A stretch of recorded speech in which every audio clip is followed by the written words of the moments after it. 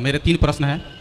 पहला प्रश्न है कि गुरुजी मरने के बाद जो है जब इंसान मरता है तो उनको लेने कौन आते हैं? कि जानवर के चमड़े से जूता बनता है और जानवर के चमड़े से ही ढोलक बनता है, तो मंदिर में क्यों रखा जाता है?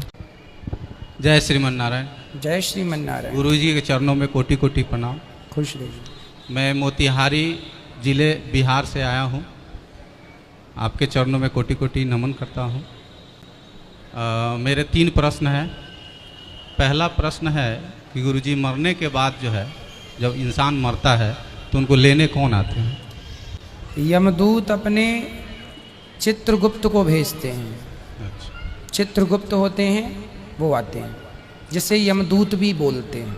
हमारे पड़ोसी एक गुरु बनाए हुए हैं, वो बोलते हैं कि हम लोग जिस गुरु को भजते हैं वो गुरु ही बेड़ा पार लगाते हैं। हाँ, ये भी सत्य है।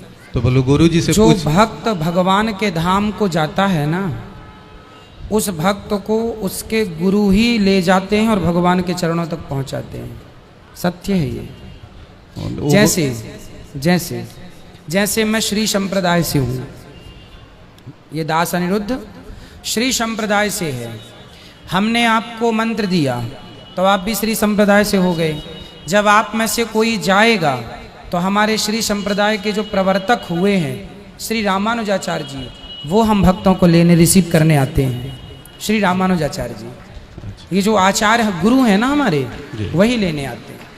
अच्छा, भक्तों को। दूसरी नंबर प्रश्न है कि जानवर के चमड़े से जूता बनता है और जानवर के चमड़े से ही ढोलक बनता है, तो मंदिर में क्यों रखा जाता है? हाँ, जूता भी चमड़े से बनता है और ढोलक भी चमड़े से बनती है।